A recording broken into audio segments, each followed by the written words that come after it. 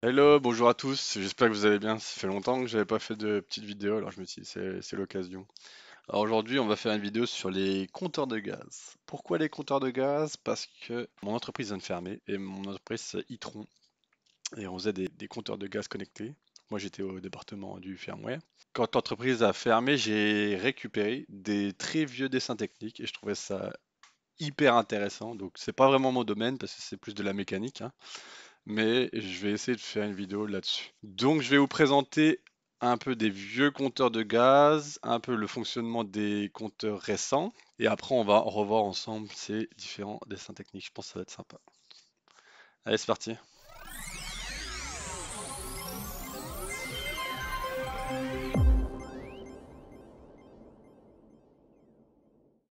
Donc il faut savoir qu'au début du XXe siècle, les compteurs ils ressemblaient plus à ceci.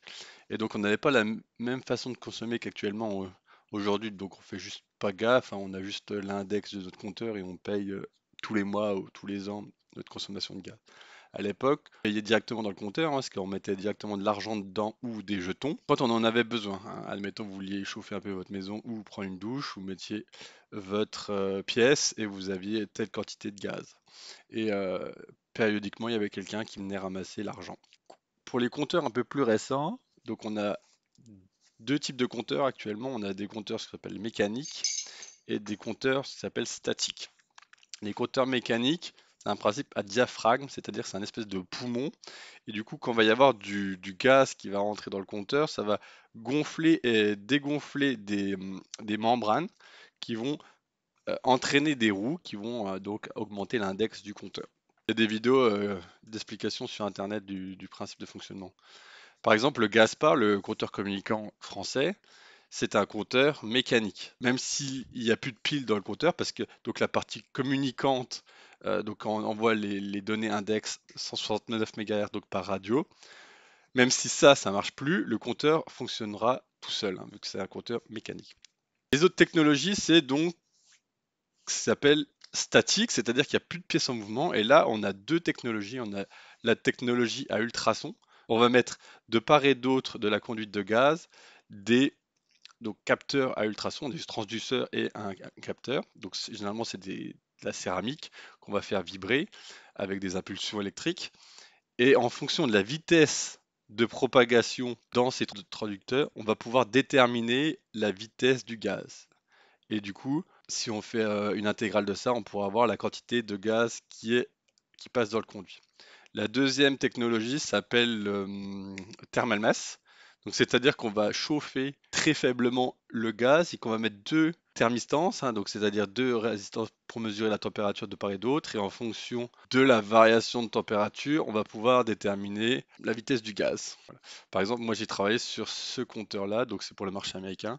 Et donc là, on peut voir l'appareil ultrasonique au milieu. Et sur le marché américain, il y a aussi une valve intégrée, donc on peut couper le gaz à distance. Il existe aussi pour certains pays des compteurs prépayés, hein, donc c'est compteurs prépaiement, c'est-à-dire que on va plus mettre des jetons comme à l'époque dans le compteur pour avoir du gaz. On va par exemple utiliser son téléphone, aller sur l'application EDF, on va payer pour 20 euros, puis on pose le téléphone sur le compteur et il va ouvrir la valve de gaz pour avoir nos 20 euros de gaz. Donc, je trouve que c'est pas mal pour, par exemple, en Angleterre, pour les résidences étudiantes. Au lieu d'appeler le fournisseur qui ramène un mec pour ouvrir le gaz, vous allez directement sur l'appli, vous achetez, je sais pas, vous 100 euros de gaz et vous avez 100 euros de gaz. Donc, je trouve que c'est assez sympa pour ce genre d'utilisation. Alors, avant de passer au dessin technique, j'aimerais faire un bref historique de l'entreprise parce qu'elle a changé plusieurs fois de propriétaire. Donc, tout commence par un mec qui s'appelle Johann Baptist Romba. Donc, c'est un Allemand qui était horloger et qui a vécu à Londres de 1889 jusqu'à la Première Guerre mondiale. Ce monsieur, il fonde une entreprise à Strasbourg pour son fils, Paul Romba. Donc, et cette entreprise va produire des compteurs de gaz. Voilà. L'entreprise, elle s'agrandit progressivement. En 1916, elle compte environ 30 employés. Ils ont aussi une unité de production à Karlsruhe, donc c'est où j'ai travaillé, dans le Baden-Württemberg, donc en Allemagne. Et en 1912, ils transfèrent déjà une partie de la production à Karlsruhe dans des locaux initialement loués. Avec la perte de l'Alsace, donc en 1918, Karlsruhe devient finalement le siège social de l'entreprise. Donc après, cette entreprise va prospérer, prospérer, prospérer, donc elle va grossir, grossir, grossir. Elle va changer de locaux en 1954 pour avoir une vraie usine. Ensuite, donc cette entreprise a été rachetée par le groupe Schlumberger en 1995, qui lui a été racheté par le groupe Actaris en 2001, qui a été racheté en 2007 par Itron. Et donc en 2021, ils ont vendu la production, donc le site de production de Karlsruhe, à un groupe américain qui s'appelle Dresser. Donc, toute l'unité de production. Donc moi j'étais juste dans la R&D, on était encore sous Itron. Voilà, donc maintenant on va passer au dessin technique. Voici maintenant 2 dessins techniques, donc c'est les plus vieux que j'ai. Donc ici on peut voir 2 avril 1913 et de date en fait, je sais pas pourquoi, et 2 juin 1916, plus d'un siècle. Et on peut voir ici, c'est pour un produit de 1912. La première chose qui m'avait un peu frappé, moi, c'est la taille, qui n'est pas standard, hein. Maintenant, on utilise le format A4. Et vous voyez, je mets une feuille A4 dessus, on voit que c'était pas du format A4. Alors, je me suis un peu renseigné. En fait, il se trouve que le format A4, en 1912, il existait juste pas. Le format A4, il a été défini par l'Institut allemand de normalisation en 1922. Donc le format A4, je rappelle, c'est 21 par 29,7 cm. Deuxième chose qui m'a également frappé, c'est l'absence de cartouche. La cartouche, on rappelle, c'est la section en bas du dessin qui recouvre toutes les informations techniques du dessin. Ici, elles sont mises de façon un peu aléatoire en haut du dessin. Donc on peut voir que chaque dessin, quand même, pour moi, c'était des œuvres d'art, hein. Vous voyez la qualité du dessin, c'est assez spectaculaire. Alors ici, on peut voir donc Karlsruhe, donc c'est où il y a l'entreprise en Allemagne, et ici filiale Strasbourg, Neudorf. Strasbourg avec 2 S-B-U-R-G, c'est la façon allemande d'écrire Strasbourg, hein. Il faut rappeler que l'Alsace-Lorraine en 1912 était allemande, hein. L'Alsace-Lorraine a été cédée à l'Allemagne en 1870. Avec la guerre franco-allemande, elle a été cédée et rattachée au Saint-Empire germanique. Donc elle a été récupérée à la Première Guerre mondiale. Donc là, on peut voir une illustration de quoi ressemblait le compteur à l'époque. Ici. Et là, on voit toutes les dimensions. Il faut savoir aussi que toutes les écritures étaient faites à la main. Pour moi, je trouve ça magnifique. C'est dommage de jeter tout ça. Je vais vous montrer des autres dessins de cette époque-là. Par exemple, celui-là. Ici, on peut voir une lampe. Dessin technique d'une lampe. Donc là, on peut voir que c'était en cubic meter. Donc là, on a les milliers, centaines, dizaines, unités. De 1913, celui-ci, avec les différents lettrages. Il y avait aussi des autres formats. Hop là, attention, j'enlève juste ça ici. Donc là, on peut voir le détail. C'est assez impressionnant, le détail des dessins, quoi. C'est vraiment un art. Ça, c'est quelque chose qu'on ne reverra sans doute plus jamais. Donc si j'avance un petit peu dans le temps, ici, on se retrouve donc en 1937 et ici en 1928. Alors, ce qu'on peut voir ici, c'est que la date, il semble que le mois soit écrit en chiffres romains. Et je me suis renseigné, effectivement, hein, ça se faisait encore beaucoup de mettre les mois en chiffres romains. Donc là, sur ce dessin à gauche de 1937, on peut voir l'apparition de la cartouche.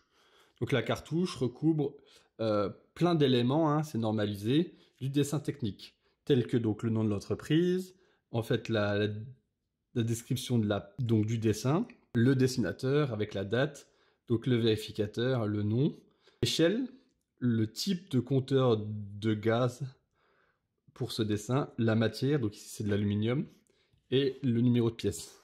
Voilà. Et là, c'est pour un remplacement. Donc là, on se retrouve avec un boulon, j'imagine, de l'époque. Donc là, on a les cotes, le diamètre et les différentes cotes du dessin.